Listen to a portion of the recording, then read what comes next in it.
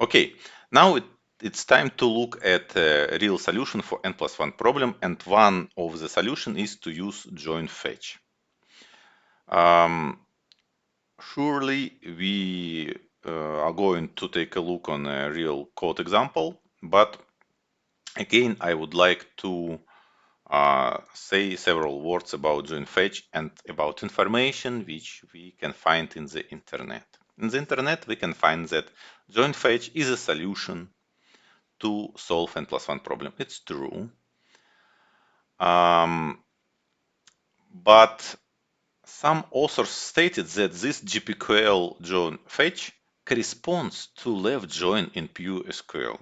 Unfortunately, this statement is not true. Let's take a look, but as a short summary for this slide, join fetch is GPQL feature.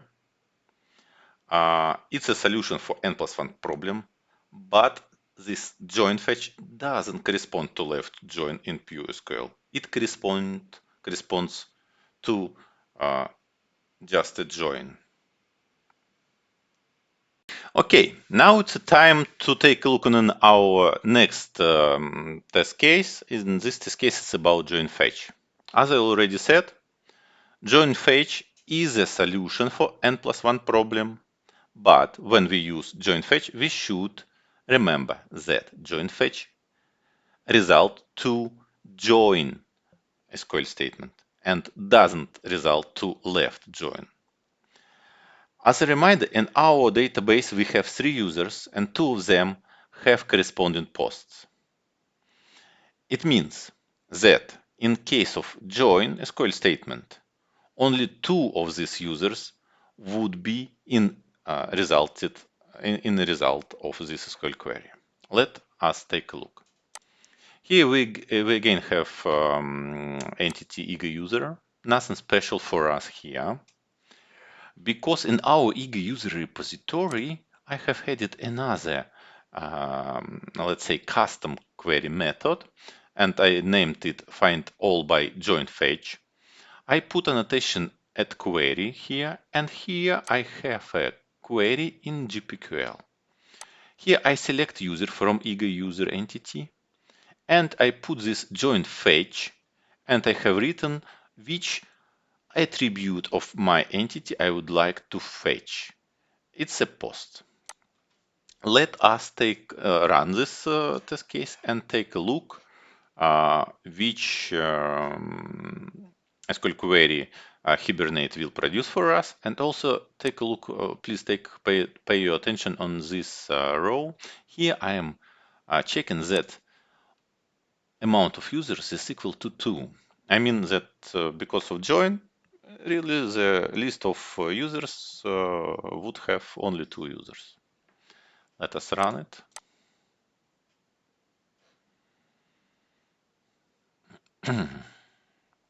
It again requires some time because of these containers and so on.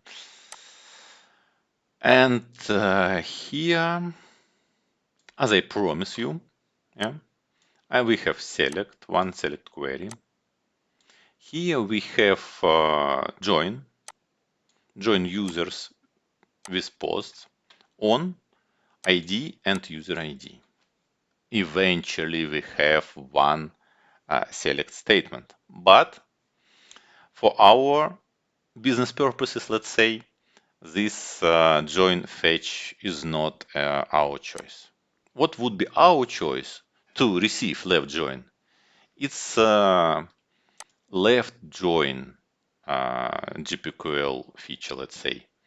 And this left join GPQL feature really results to left join in SQL statement which Hibernate produced for us. Let's run it and take a look and make sure that everything is correct and it works as expected.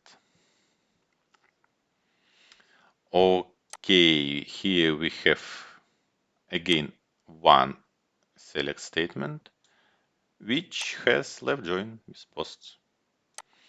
And this is a truly solution for N+1 problem.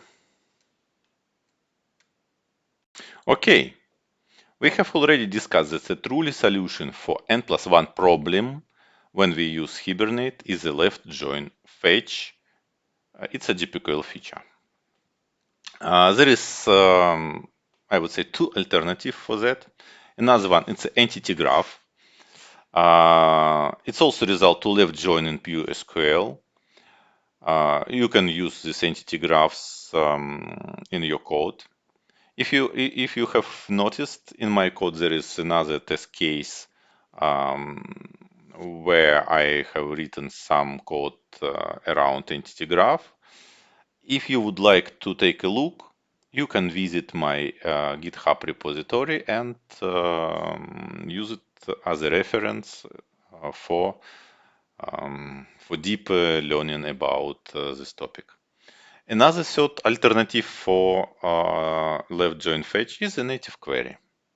It results whatever you want. Yeah, it's a result any SQL. But we should always remember that automatic deserialization from SQL result set to our entity wouldn't work in each case because it depends on how correctly our native query is written.